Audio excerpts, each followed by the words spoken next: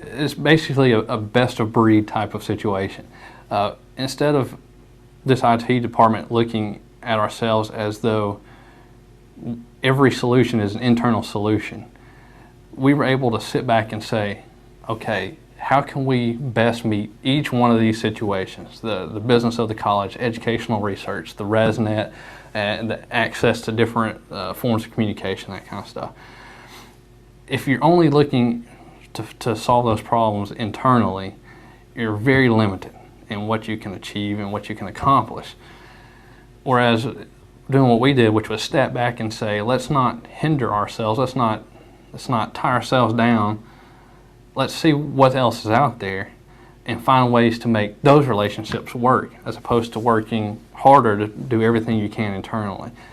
Things are changing in that you can't just follow the rules that were written years and years ago. That we have to step back and look and realize that IT isn't necessarily just this utility that runs in the background. IT is a service that we have to promote and market and make sure that we're reaching out to the people we're trying to get to, because they're sure are looking at us to make sure that we can give them what they need. So for us to sit behind the curtain and figure that nobody's really paying attention doesn't do anybody any good. Whenever we first started looking at outsourcing, we probably dedicated 75 to 80% of our resources and time on ResNet issues, which obviously left problems everywhere else.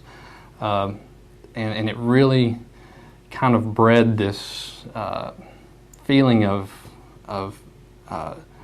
hey, they're not going to help us, they're too busy doing other stuff. Either let's just not do it, or let's try to find a way around them, or let's just get angry with them, that type of deal.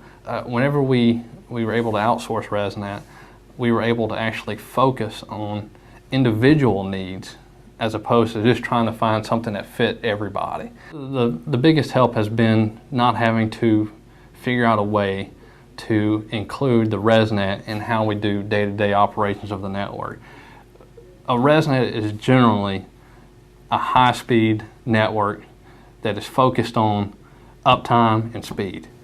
Now that we're not having to provide a high amount of speed with dealing with the turnover and the craziness that is ResNet, how do we focus on building a network that is catered to just what's going on in academic and business parts of the network?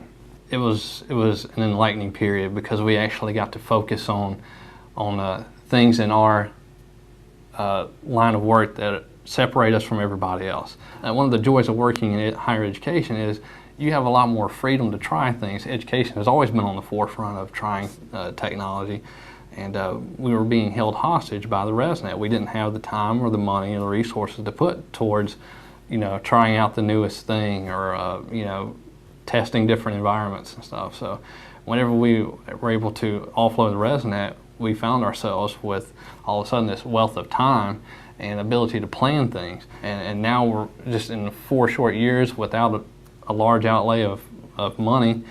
Here we are with case studies being written and people calling and asking how we did things. So it's been great being able to leave the net nanny role and go to the forefront of using technology in higher education. So we were able to go in and build department-specific labs. We were able to focus a lot more time on our audio-visual capabilities. We were able to really do things as simple as finding a good desktop replacement cycle that we weren't able to do. We just never had time to do before, so that gave better computers to everybody, and they were like that. We were able to focus more on security, which led to better uptime and reliability.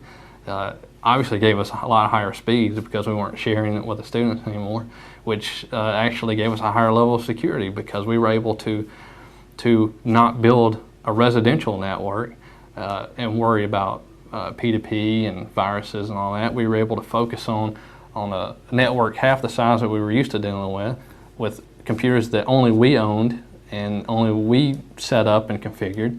So we went from an environment where you had 1,000 things that you don't own and you don't know what they are floating around in your network, to a network of half the normal size of things that you control 100%. We want to make sure that the business of the college and the educational research of the college takes priority. And we can't do that with trying to make sure that Xbox 360s get hooked up every day. And that's not to say that's not important, but in the hierarchy of the needs of the school, the business and the educational research of the college have to come first.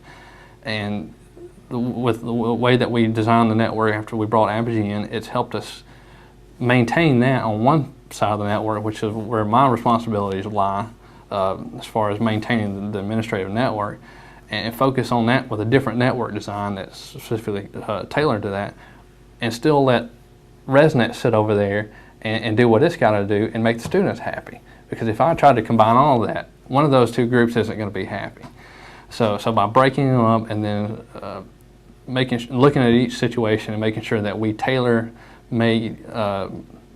our solutions to specific needs and wants in those areas, that we were able to actually do both sides of the college and do them both well. I think the old way of thinking was, if there's a problem, you have to solve it with the tools that are laid out in front of you, and that led to a lot of creative solutions, and it forced people to think in different ways.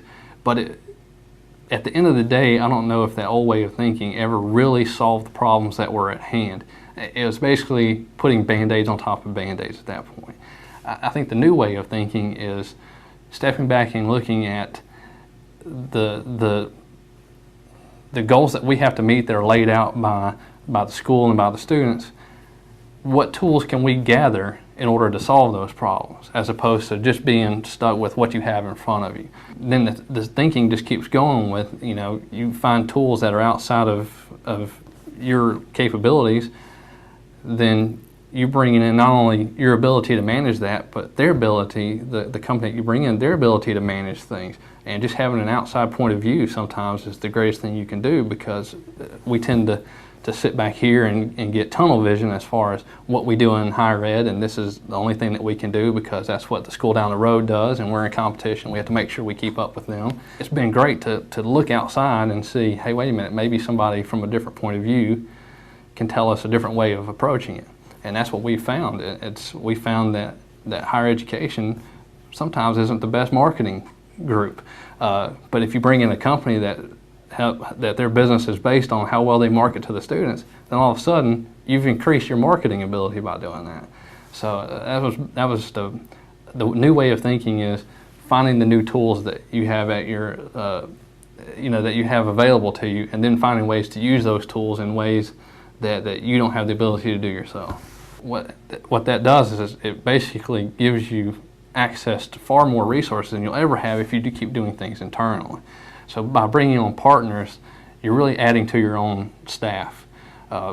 Instead of having 5 network technicians that I have to deal with every day, and with the payroll and the sick days and all that kind of stuff, I manage a relationship with Apogee and let them do all that work.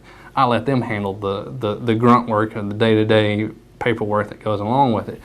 And it's my job to make sure that we're heading in the right direction, that we're getting all of our tickets done, and make sure that we meet the needs of the students. So it's really turned my job from a tedious, labor-intensive, let's make sure everybody's in the right little spot and doing the right little thing, to where I get to be at a higher level, a managerial level, and I just get to manage a set of resources.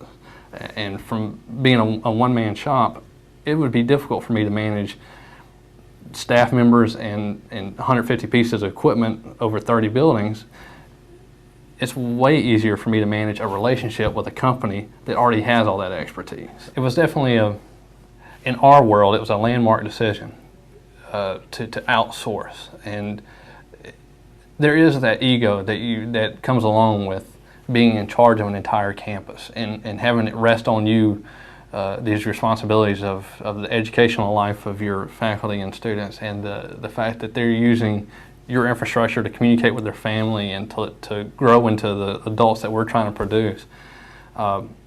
So you have to not take it personally when you don't think you can do the things as best as you can, and you have to step back and realize that at the end of the day, they're going to judge you on how well of a job you did meeting those students' needs. They're not going to sit there and say, well, he was great, but he didn't do it himself. They're never going to say that. They're just going to say, hey, he was great because look at what he provided the students at an affordable price and at a high level of reliability and you know, innovation and that kind of stuff. It's I'm hoping that when people look back, they say that's a great decision, and it's because it just made sense, not because of, well, they just quit and gave up, or they just thought this would be cheaper or whatever. I want people to look at it as, hey, this is a great decision because they put the needs of the students first and they put their egos and everything else second.